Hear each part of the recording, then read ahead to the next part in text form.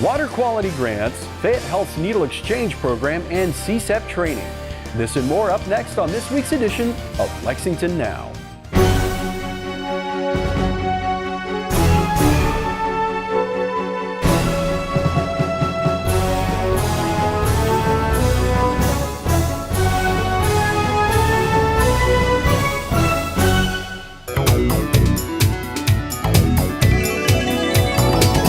I'm Neil Noah, and this is Lexington Now. There's still time to submit your proposal for the Division of Water Quality's annual grant program. Chris Dent tells us what it's all about. Our water quality management fee, 10% of that goes back into the Stormwater Incentive Grant Program. And that 10% then goes out to the ratepayers every year. So we get about $1.3 million a year from the revenues from the stormwater management fee that goes back into this grant program. The three things that we look for on each of the grants is whether it meets stormwater quality, stormwater quantity, or providing education about one of those two factors. We provide the applications online, and we try to be as transparent as possible from the beginning. We provide score sheets, we provide a sample agreement along with other documentation so they can sort of see what the program would be like. They'll fill out the application form. That comes in, the Division of Water Quality staff reviews it, scores it per the score sheet that the fees board has put together. We provide, the staff at the Division of Water Quality provides it recommendations to our director. The director then decides and provides recommendations onto the Water Quality Fees Board. The Fees Board decides who ultimately receives the grants with the available funds that are there. After that, an agreement is worked out, signed, it goes through council's process in order to be able to provide funding from the government. To date, we've had over 100 grants in the neighborhood grants, the education, and the infrastructures. Some of the big infrastructure grants are the Clausen Group, which is a local landscaping company here in Lexington, received a grant, and they've been able to provide permeable pavers for one of their parking lots, a bioretention basin with a water quality unit on it, and then also a rainwater harvesting tank that they're able to use some of the water that they collect off their roof and actually use it for part of their business. As well, they also did a little example of a green roof right at the entrance of their building. The Montessori Middle School out on Stone Road, they ended up getting a feasibility study, which then turned into a stream construction project. Now they've taken an urban stream which was eroding and causing downstream issues with sediment, and have gone in and put in a more naturalized stream within the city of Lexington, and it looks like something that you would see out in Daniel Boone National Forest as opposed to something you would typically see in Lexington. Our Class A neighborhood project, I'm going to talk to you about Friends of Wolf Run. They are consistently receiving grants. They work with a lot of the individual neighborhoods within the Wolf Run watershed, doing stream restorations, invasive species removals, plantings. And the great thing about the Friends of Wolf Run is they get a lot of volunteers to come out and help with the projects themselves. A couple of the education grants that we've had, Living Arts and Science Center has done a consistent job of applying and receiving grants, and they do a lot of stuff on the north end of town where they're able to provide stormwater education to the kids and the community members up there. This year, the Water Quality Fees Board awarded 19 different grants, 7 neighborhood grants, 5 education, and 7 infrastructure grants. Not all of them were fully funded for what they were requesting, but that depends each year upon how many funds are available and how much money is there. Those ranged from stream restoration projects in some of the neighborhoods, doing some work within some of the city park areas that is driven by the citizens who frequent those parks. We've been looking at some of the different schools and organizations that have outreach to the kids and to those neighborhoods. And then the infrastructure grants are from stream restoration projects to permeable pavers and bioretention systems. The applications will be online around mid-February. And for this fiscal year, previous fiscal years I believe are still online, so that way if you are interested you can still look at it and start to see what different topics and ideas that are out there and start getting your information ready for your applications. Water Quality is accepting grant applications through July 29th. It's been grabbing headlines in recent years for all the wrong reasons: the opioid drug crisis.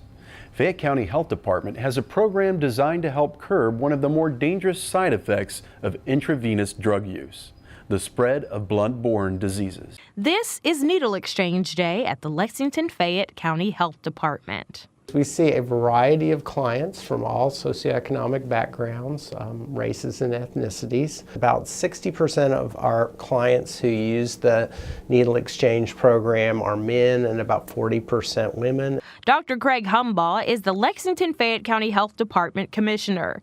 He and his staff run the program, which launched in 2015.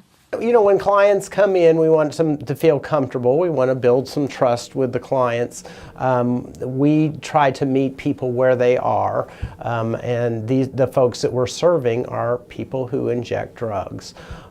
So they come in and they see the person and they get a number usually.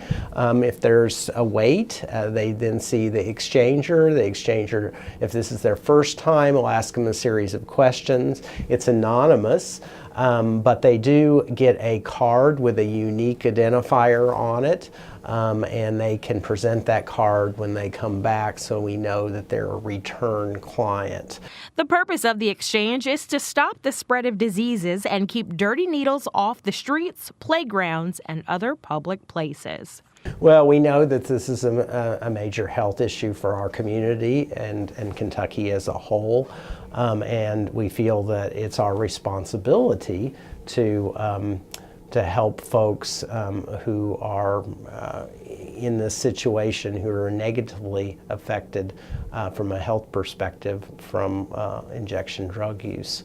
HIV and hepatitis B and C are the ones that are the diseases that we commonly talk about that are spread by using dirty needles. And that's why it's so important for us to get clients to use a clean needle every time. I've been coming here since y'all opened, and they always tell me every time that when I'm ready, just to come talk to you, and I think I might be ready. I don't. In addition to clean needles, exchange clients can also get tested for diseases and talk to trained counselors.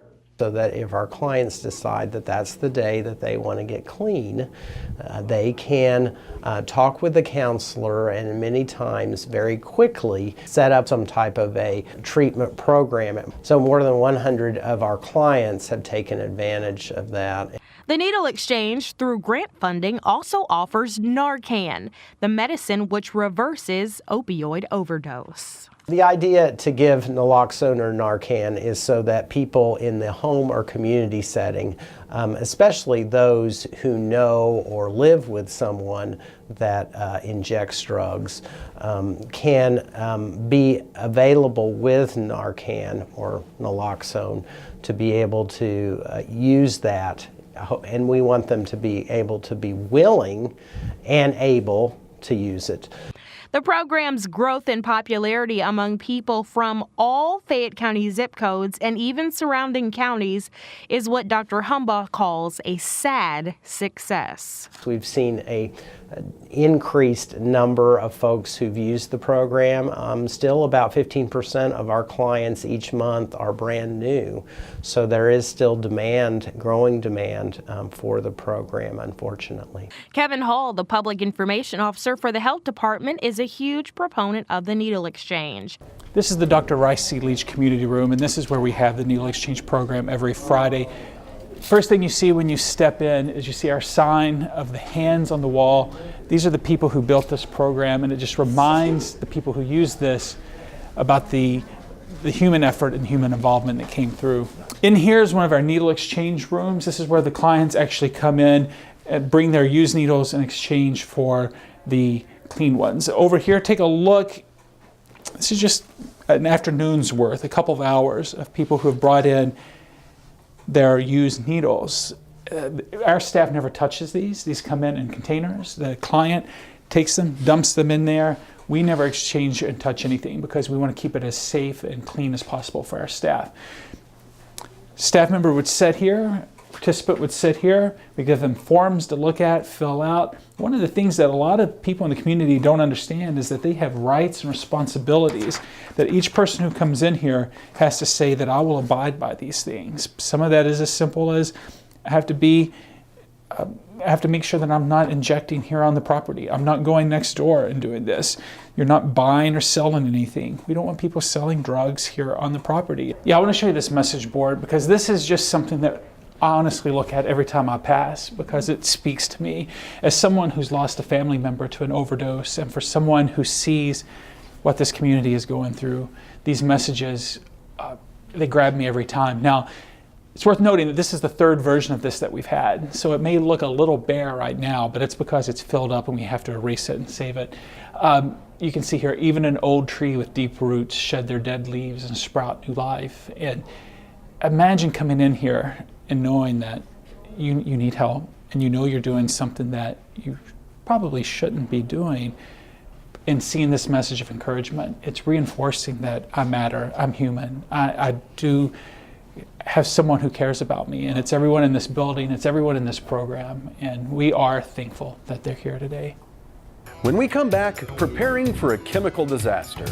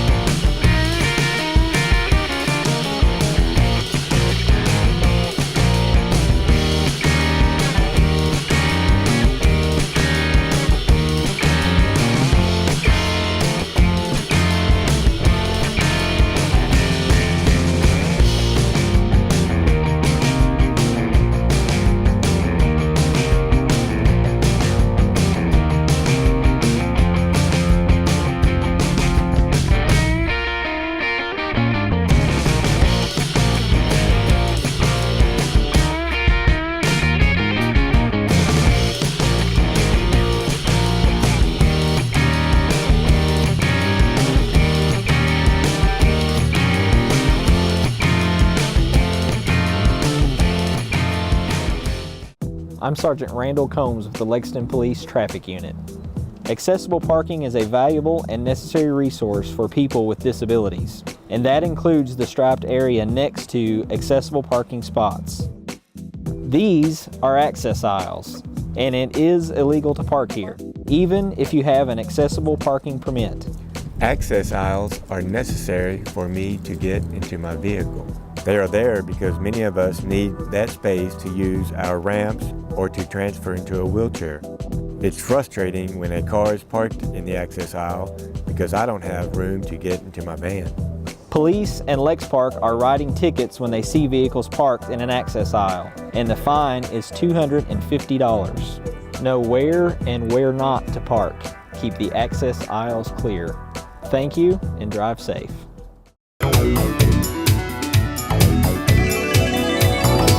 Welcome back to the show. The Chemical Stockpile Emergency Preparedness Program, or CSEP, was created by Congress in 1985 in response to the disposal of aging chemical weapons at the Bluegrass Army Depot. Every year, exercises are carried out to train responders for a potential chemical accident. We spoke with Chief Nathan Bowling of Animal Care and Control about their role. CSEP conducts annual training exercises to help its various partnering agencies to prepare in the event of a chemical spill from the Bluegrass Army Depot. Chief Nathan Bowling of Lexington Fayette Animal Care and Control explains. This is a joint effort. This mock was set up so that we could see how our operations work together and coinciding in a real-time event. DEEM, Lexington's emergency management agency, is the coordinator for these exercises. What they do is they bring all the necessary departments together in a real-life time event of either a national disaster or a chemical disaster, or an event that may not be a disaster, ice storms, snowstorms, things like that. They're not considered disasters, but they displace people. And anytime you're going to displace people from their residency, then you have to have some kind of preparation plan involved in that. Chief Bowling walks us through a typical exercise. Once we get notification, we deploy to our main sheltering facility, us in particular, and then we would deploy at scene as a tactical operations center. Our main goal is to get there as quickly and safely as we can and get set up in operations within 1 to 2 hours of an initial notification.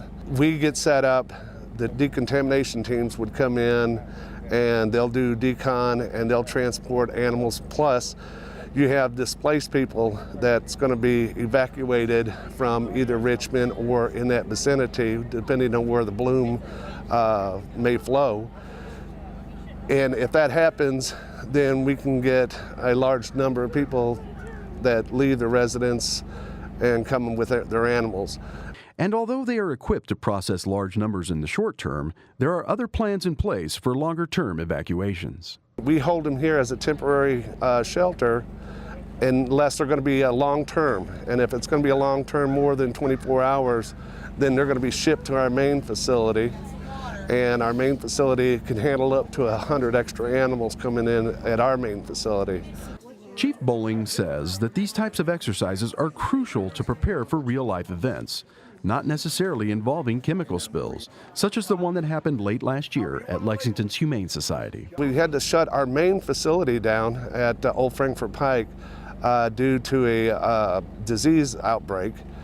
The following day, we met and made our decision on a Sunday.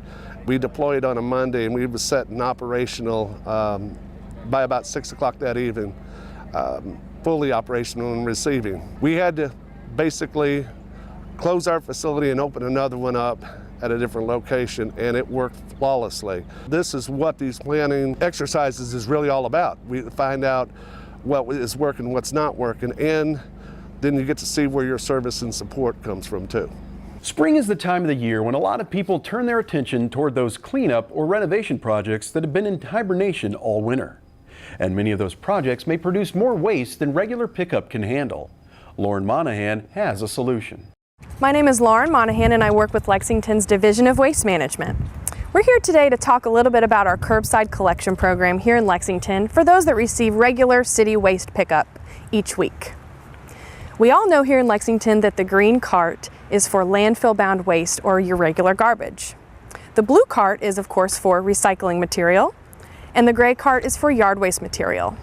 We also accept a wide variety of items such as mattresses, tires, and other bulky items like furniture or excess bagged waste at the curbside every single week for your disposal convenience. But a lot of people have questions when it comes to move-outs or home renovations or just spring cleaning in general when you expect to have a lot of excess waste to dispose of. Lexington Fayette Urban County Government is pleased to offer the Loan-A-Box program to Fayette County residents. This program is a great way to dispose of excess waste in an easy and convenient and affordable way. There's a variety of different materials that aren't necessarily picked up at the curbside through our regular curbside collection program. We accept construction, demolition material, small amounts of bricks and concrete, those materials that we do not regularly pick up. So this would be a great program to participate in if you do have those home renovation projects going on and have this type of material to dispose of. The Loan-A-Box program is available to not just those residents that receive residential weekly city waste pickup, but also those within the urban service district that receive private city pickup. For more information on eligibility, availability, as well as making your reservation and confirming payment over the phone, you can call LexCall 311 and ask for the Loan-A-Box program. You can also go to the website anytime at www.lexingtonky.gov/Loan-A-Box. We encourage you to visit our website or call our office directly to find out more information, especially regarding the availability at the time of your call. Our customer service representatives will be happy to assist you in figuring out what will best fit your needs for your project. We also accept credit card payments now, which makes payment even easier. Please note that payments are needed in advance and that availability is limited, so please call as far in advance as possible.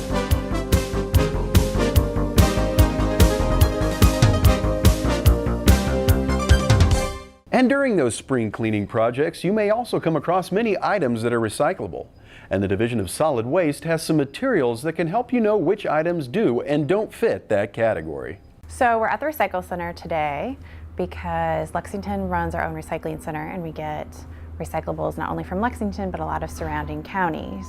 It is a big, busy process out there to sort through all of the recycling, and it's really important that we get only things that we can recycle to the recycling center, because what happens if we don't is a lot of times the contaminants get caught in the machinery, slow down the process, we have to stop the whole operation, clean everything out, and start over again. So it's really important to know what is recyclable where you are. And here in Lexington we have several ways that we're communicating that. We have a new trash bashers, which I'm pretty excited about. So this is something that we give to kids, and they just have to sort these recyclable or non-recyclable items into either the trash or the recycling. So it's an easy way. There's a cheat sheet on the back so people know if they got it right or wrong.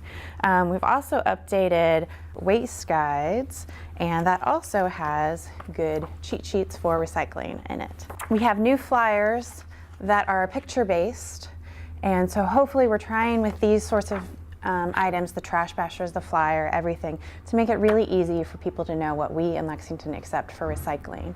Just because it has a recycling symbol on it does not mean it's recyclable. That's a really important lesson.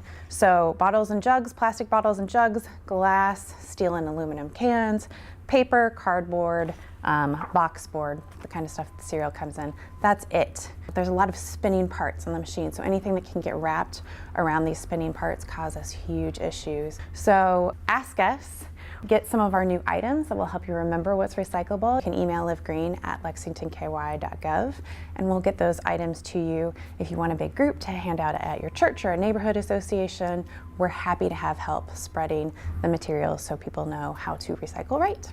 There are a few meetings on the schedule this week at Lex TV, including the General Government and Social Services Committee and Council Work Session on Tuesday, and the regular council meeting on Thursday.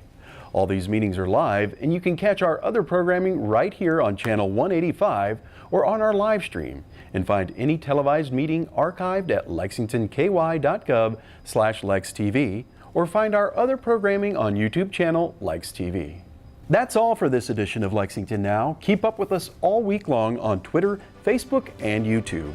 And check out the latest traffic updates on Twitter at our handle @LexRex. Or get a bird's eye view on our traffic cams on the city's website, lexingtonky.gov. For the staff and producers at Lex TV, I'm Neil Noah, and that's it for now.